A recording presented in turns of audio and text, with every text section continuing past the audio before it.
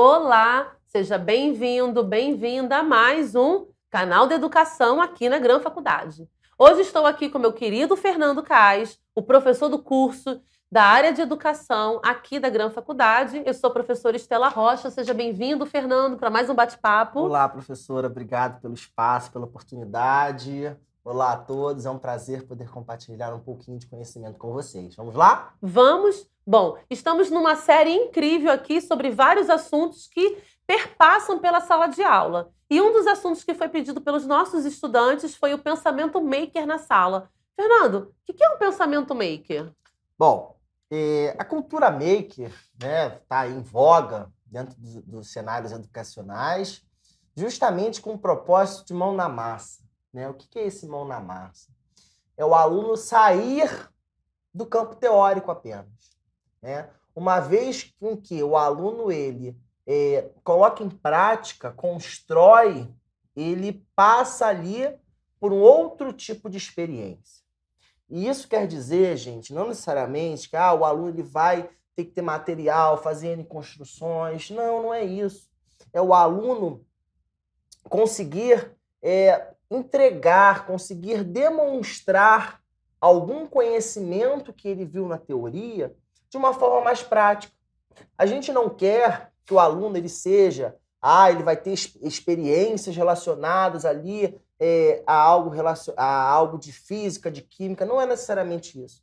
Mas é com que o aluno ele entenda aquela aplicabilidade daquele assunto, então ele consiga demonstrar isso através de uma experiência. Quando a gente trabalha essa questão, né, da experiência, quando a gente trabalha essa questão da reconstrução, de reconhecer, a gente vai ali para um teórico chamado John Dewey, que ele diz, né, que a experiência melhora a educação, né? A experimentação melhora a educação. Ou seja, aquela pessoa ali, quando ela tem o propósito de experimentar, de fato, ela reconhece aquela funcionalidade daquele assunto, o que ele está propondo, por que ele está aprendendo. Que um dos motivos dessa cultura maker, ela ter ali vindo, né, estar presente nas diversas escolas, é justamente que os alunos, gente, eles já estão saturados só da teoria. Então, eles precisam construir alguma coisa, eles precisam entregar ali, né, ter uma prática, qualquer que seja, mas que, de fato, ele tenha essa prática. Eles precisam ali ter uma construção compartilhada, né, um protagonismo estudantil, mas através de uma construção compartilhada. Você conhece ali o pensamento do outro, tem uma experiência do outro, você adiciona aquela experiência e aquilo ali vai gerando uma zona de aprendizagem ali em que Vygotsky também defende essa questão, né? Uma zona de desenvolvimento proximal. A gente se aproxima de quem sabe e a gente também aprende um pouco. Sim. E vai desenvolvendo, professora. Uhum. Então a gente se depara com uma necessidade de uma prática, né? De uma prática pedagógica. Prática pedagógica, gente, não é só que você vai aprender aqui na faculdade, professora, porque aqui a gente tem, né, a nossa prática pedagógica, que de fato é vocês construírem algumas propostas que a instituição dispõe para vocês, só que vocês vão construir voltado para o que vocês estão aprendendo no curso de licenciatura. E quando a gente atrela isso na educação básica, é o mesmo propósito. O aluno ele tem essa compreensão dessa teoria toda que ele está vendo, e então ele faz uma entrega. E, de novo, a entrega não necessariamente é uma construção propriamente dita, mas é algo que ele entenda daquela aplicabilidade. Correto. É algo que ele entenda que vai ter uma funcionalidade e não vai passar só na teoria. Então, o que a gente trabalha aqui na faculdade com vocês, para os nossos alunos, essa prática, é o que vocês vão fazer no mercado de trabalho. O professor em sala de aula, ele precisa dar materialidade para aquela teoria ali. E nada melhor do que o saber fazendo, né? o reconhecer, o pôr em prática, o fazer acontecer, o raciocinar, o compreender. Mais do que isso, a gente tem a BNCC que também diz que é principal ponto da educação básica é o aluno, além de trabalhar esse protagonismo, é ele ter compreensão do que ele quer. Quando é que ele vai ter essa compreensão do que ele quer do ponto de vista social, do ponto de vista profissional? É quando ele tem contato com esses conhecimentos, né? Esses conhecimentos ele vai também trabalhar de uma forma interdisciplinar, né? Que é quando tem uma junção ali de conhecimentos, ele desenvolve ali algumas competências, então, de fato, ele faz uma entrega. Então, às vezes, você tem ali noções, por exemplo, de história, tem noções de matemática, noções ali de língua portuguesa, você consegue desenvolver um projeto. E o projeto esse, muitas vezes, é um projeto voltado para uma economia local, uma economia dos estudantes, uma educação financeira, enfim, você consegue mostrar para os alunos o porquê que muitas vezes aquela situação se encontra, a forma que você tem de mudar aquilo. Então, você consegue dar ali a materialidade para que aquele aluno compreenda o que você está trabalhando. Então, a gente atrela ali, né, essa questão da cultura maker, a gente ali responde ao que a BNCC está pedindo para a educação básica, né, essa entrega. A gente ali também consegue entregar o que a gente vê na nossa graduação. Então, é importante, professora, que, de fato, essa cultura ela seja internalizada, né, pelos nossos professores, para quem está se formando aí, Sim. quem vai estar no mercado daqui a pouco, tanto na educação privada quanto na educação pública. A gente tem aí um exemplo do Rio de Janeiro, em que as escolas municipais do Rio estão virando ginásios tecnológicos, ginásios esportivos, escolas bilíngues, justamente porque a presença do saber fazer, do mão na massa, de levar o aluno a sair da sala teórica, ir para um local, desenvolver alguma coisa, entregar um projeto, fazer uma feira, uma feira cultural, fazer uma feira de ciências, tudo isso corresponde ao que se espera dessa educação. Então, isso está muito próximo. Não é só realidade de particular, é realidade de rede pública. Então, carece aí aos nossos alunos se prepararem justamente para que eles possam estar aptos a esse mercado. E aí, professora, como é que a gente pode, vamos pensar, né? Como é que a gente pode, de repente, favorecer, né? Ou então incentivar com que esses nossos alunos eles possam desenvolver essa cultura maker? O que a gente pode, de repente, dar de sugestões para eles? Como é que a gente pode desenvolver isso? Então, tá. Eu vou trazer aqui um exemplo do que eu estou vivenciando nesse momento, né? Muitos aqui já sabem, eu sou professora de uma escola de formação de professores. E nessa escola, a todo momento, eu penso que eu não estou formando apenas alunos de nível médio, eu estou formando futuros professores. Então, eu tenho uma intenção pedagógica a todo momento. Essa é uma questão. A segunda questão, que essa minha... a minha prática docente em sala, ela está permeada pela ideia da aprendizagem significativa. Então, qual é o significado dessa atividade? Por que isso é importante? Como é que ele coloca isso em prática? E aí eu vou dar um exemplo de uma atividade que eu já fiz esse ano e de uma que eu estou fazendo nesse momento. A primeira atividade, Fernando, eu estava conversando com os alunos sobre a rotina escolar, sobre os tempos escolares. E aí eu estou lá conversando com ele que mesmo na educação infantil, a gente sabe que muitas escolas se organizam com as atividades extras. Então a criança chega, vai para a salinha dela de aula, em algum momento, por exemplo, ela sai para a educação física, retorna, tem o momento do lanche, algumas escolas já têm ali a aula de língua estrangeira, às vezes a aula de artes acontece em outra sala, ou seja, a criança se movimenta na escola. Para explicar isso para essas minhas futuras professoras e futuros professores, eu fiz uma atividade que foi a garrafinha sensorial de Montessori. Por que eu fui trabalhar a garrafinha sensorial? Uma garrafinha cheia de líquido, cheio de objetozinhos, porque eu queria que eles internalizassem esse movimento que é a troca de uma criança entre uma atividade e outra, que essa criança às vezes vem mais agitada, que essa criança vai precisar de um tempinho para que ela possa se assentar e fazer uma atividade. Então, não só eu expliquei sobre a rotina escolar, mas eu fiz isso com elas. Então, elas voltaram um dia do horário que seria o intervalo, elas mal entraram na sala, eu comecei a digitar, comecei a escrever. Calma, professora, não deu tempo. Ou seja, elas sentiram, né, colocar a mão na massa de que, olha, não foi possível fazer isso. Numa outra semana, a gente chegou na sala e a gente foi montar a garrafinha. Esse tempo de montar, de ficar mexendo ali, fez com que elas se acalmassem. Dá conta esse exemplo? Sim, perfeito. O outro, que nós estamos agora trabalhando um projeto de literatura. E nesse projeto de literatura, mais do que defender que elas favoreçam a leitura com as suas crianças, eu propus que elas fizessem uma viagem no seu tempo, buscassem quem era aquele personagem que marcou a infância delas. Então, em grupos, elas trouxeram esses personagens, criaram uma nova história. Então, eu tenho histórias, por exemplo, que tem os Três Porquinhos e o Batman.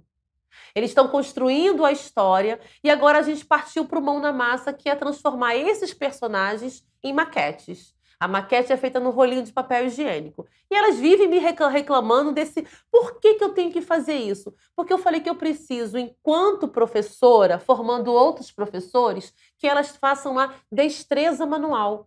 Se ela não compreende como é cortar, olhar, dividir o espaço, como é que essa estudante vai conseguir ensinar isso para outras crianças?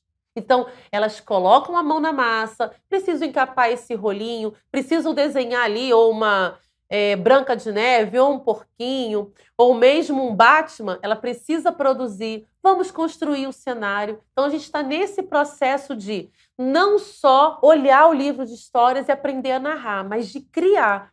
E isso tem sido muito mais significativo para esses meninos e meninas. Dei conta com esses dois exemplos? Deu. Também vou trazer um que eu fiz com os alunos do Fundamental. Opa! Que era relacionado a trabalhar um pouco a questão da diversidade, né? E não a gente ficar só naquela assim, se desenha.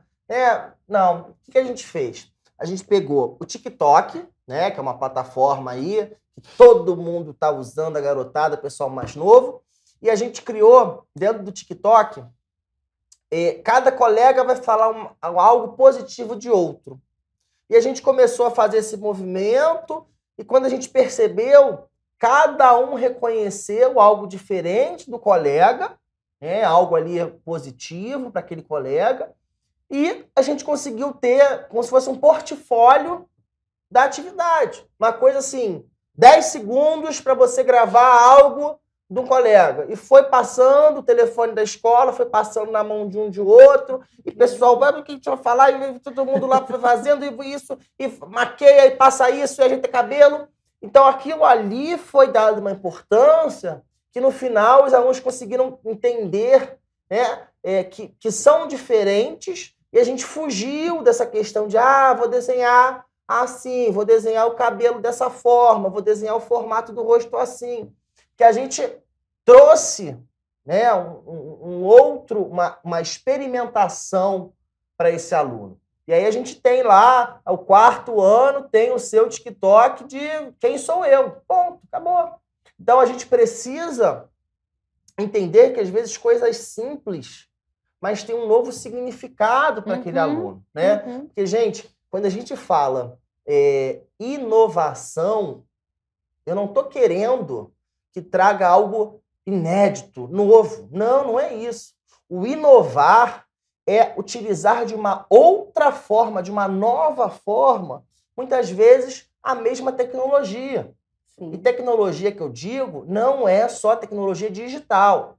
Uma tesoura é uma tecnologia, uma caneta é uma tecnologia, uma televisão, enfim, tecnologias não são necessariamente smartphone, computador. A gente tem que ter essa concepção. Instrumentos que facilitam o nosso dia a dia. Exatamente. Então, qualquer instrumento é uma tecnologia. Tá? Não tenham só essa concepção da tecnologia digital. Então, quando a gente inova, a gente está fazendo aquela tecnologia, utilizando ela de uma outra forma.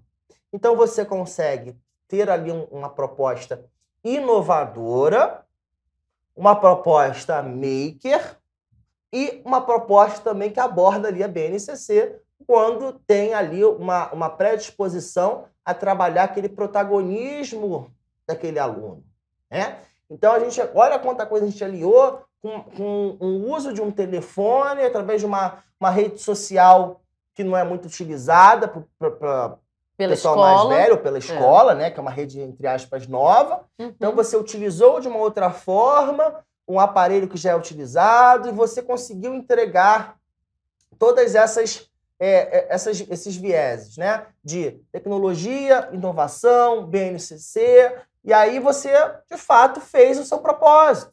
Então, quando a gente fala dessa cultura maker, é isso.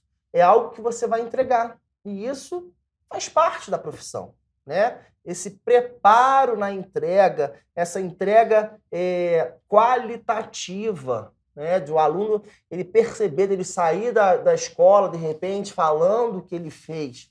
Porque quando a gente lida com a educação infantil, com o fundamental, anos iniciais, o aluno ele fica, dependendo da experiência, ele fica encantado, ele vai para casa, ele comenta, né? E a gente está partindo, né? E aí já tem um período, mas a gente está partindo para uma educação que hoje o aluno não vai mais sair pintado da escola, né? Isso mudou, esse tempo mudou.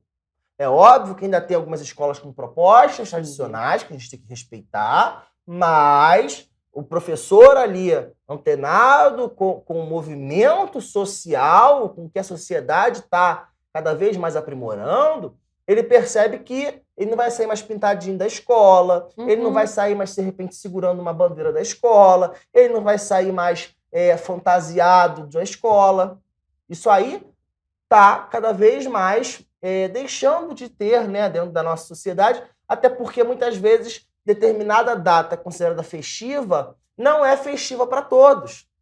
Né? E não é festiva para a escola, exatamente, né, Fernando? Exatamente. Eu vivenciei isso, acredito que você também, que às vezes a criança está lá o dia inteiro na escola e a escola pede que no final do dia ele saia com a bandeirinha lá do Brasil, porque é o dia da bandeira, mas não foi feita nenhuma atividade naquela semana sobre o dia da bandeira, no máximo pintar aquela bandeirinha.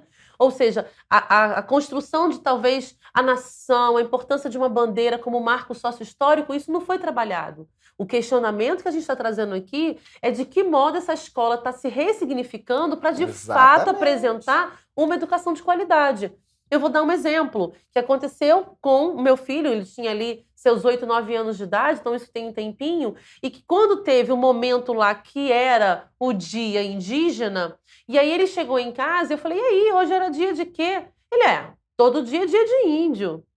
E aí, ou seja, a escola, junto com aquela professora, ressignificaram uma data, trouxeram uma discussão ali da cantora Baby Consuelo com a música dela, e ele foi questionar, mas se eles estavam aqui antes, eu não preciso ter somente um dia. Então, isso é a ressignificação. Não tinha peninha, ele trabalhou a data, mas de forma que faça realmente uma aprendizagem significativa, alinhada aos movimentos sociais, alinhados a esse protagonismo estudantil e que a gente saiba que é um estudante mais crítico, que agora a gente precisa formar, não é mesmo, Fernando? Com certeza. Então, gente, a gente caminhar aí para o final dessa live, a gente, enquanto professor em formação, e professor também já formado, a gente tem que estar antenado, né, com essas novas nomenclaturas, e não ficar assustado. Porque às vezes a gente fica, meu Deus, o que é cultura maker? O que é educação maker? Faz parte do seu senso de curiosidade buscar, e você vai ver que é uma experiência